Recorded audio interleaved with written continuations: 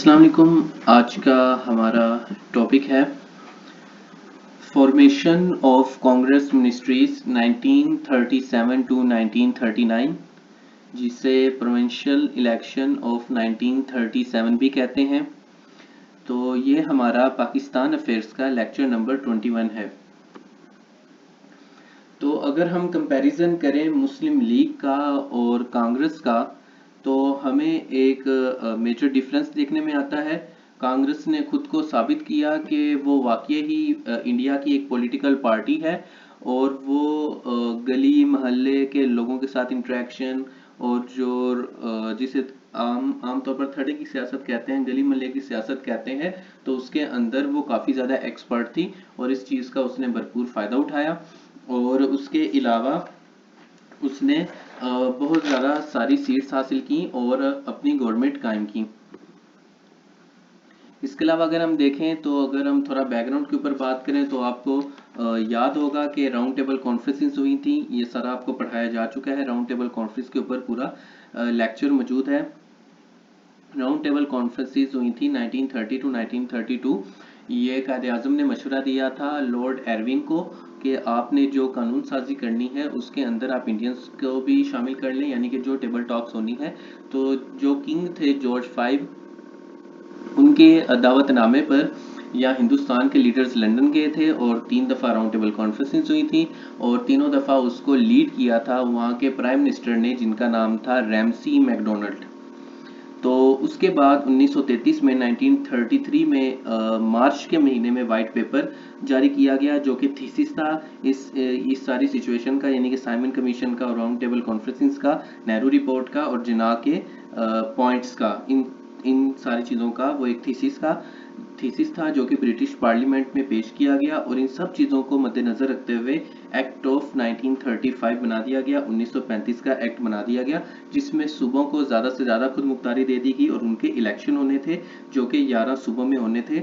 उनमें थे Madras, CP, Bihar, Orissa, UP, CP यानी सेंट्रल प्रोविंसेस, यूपी यानी उत्तर प्रदेश, बम्बई, असम, सरहद, आज का खैबर पख्तूनख्वा कहेंगे, इसके अलावा बंगाल, पंजाब और सिंध में। तो अगर हम एक डेटा की बात करें तो एक डेटा के मुताबिक 1771 सीट्स थी, जिनमें से 750 सीट्स जो थी वो कांग्रेस ने जीती थी और 106 मुस्लिम लीग ने जीती थी। और अगर हम एक और रेफरेंस की बात करें तो टोटल 1585 सीट्स थी, जिसमें से 482 मुस्लिम्स के लिए रिजर्व थी, जो कि जिनमें से 106 मुस्लिम लीग ने जीती थी। और इसके अलावा 30 मिलियन लोगों ने वोट डाला था, जो कि 3 करोड़ बनते हैं और ये उस वक्त की आबादी का सिर्फ और सिर्फ 14% था। इसके अलावा जो कांग्रेस ने हुकूमत बनाई थी वो उसने मद्रास में, सीपी, यूपी, बिहार, उड़ीसा में कांग्रेस ने 50% से ज़्यादा नशिस्तें हासिल की और कहीं पर खुद हुकूमत बना ली और कहीं पर किसी को साथ शरीक करके हुकूमत बना ली। इसके अलावा जो इलेक्शन के रिजल्ट थे ये फरवरी 1937 में पेश किए गए थे। मुस्लिम लीग के नुमाइंदे जो थे वो बहुत सी नशिस्तों पर बुरी तरह नाकाम हुए थे और कांग्रेस ये दावा करने लगी कि वो पूरे हिंदुस्तान की नुमाइंदा जमात है, कि वो उसने जो सेपरेट इलेक्टोरेट्स थे वहाँ पर भी उसने काफ़ी अच्छे तरीके से परफॉर्म किया है। और इसके अलावा जो डॉक्टर B.R. अम्बेडकर थे उन्होंने 17 सीटों पर इलेक्शन लड़ा था, जिसमें से वो 14 जीत गए थे। तो उनकी पार्टी थी इंडिपेंडेंट लेबर पार्टी, ये बम्बई के अंदर इलेक्शन हुए थे। तो इस लिहाज से वो खुद को मजदूर तबके के लीडर साबित करने पर कामयाब रहे।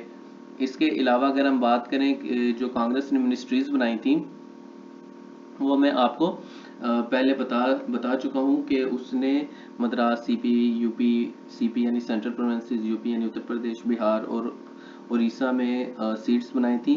पंजाब में मुस्लिम लीग और सिकंदर हयात की जो यूनियनिस्ट पार्टी थी उसने मिलकर हुकूमत बनाई थी। बंगाल में मुस्लिम लीग ने कृषक प्रजा पार्टी के साथ मिलकर हुकूमत बनाई थी।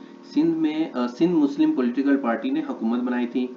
और अगर हम नेट रिजल्ट की बात करें तो मुस्लिम लीग को ये उम्मीद थी कि शायद कांग्रेस उनके साथ भी मिलकर हुकूमत बनाए, लेकिन कांग्रेस ने कहा था ठीक है हम आपके साथ हुकूमत बनाएंगे, लेकिन हमारी कुछ शर्तें हैं, जिनमें से ये है कि आप यानी यूपी की मैं बात करूं, उत्तर प्रदेश की, वहाँ पर मुस्लिम लीग को लगता था कि कांग्रेस शायद हमारे साथ मिलकर हुकूमत बना ले, तो कांग्रेस ने कहा ठीक है हम बनाएंगे तो सही, लेकिन हमारी शर्तें ये है कि मुस्लिम लीग जो है वो लेजिस्लेटिव असेंबली डिसॉल्व कर दे, यानी कि जो उसके मेम्बरान है, नंबर 1। नंबर 2 ये है कि वो मेम्बरान कांग्रेस में शामिल हो जाए। नंबर 3, कांग्रेस में शमूलियत के बाद उसके बताए हुए तरीकों से चलना होगा। और नंबर 4, मुस्लिम लीग का पार्लियामेंट बोर्ड खत्म कर दिया जाएगा क्योंकि वो कांग्रेस के मेंबर होंगे। तो मुस्लिम लीग के लिए ये एक आंखें खोल देने वाली सिचुएशन थी कि कांग्रेस क्या करना चाह रही है।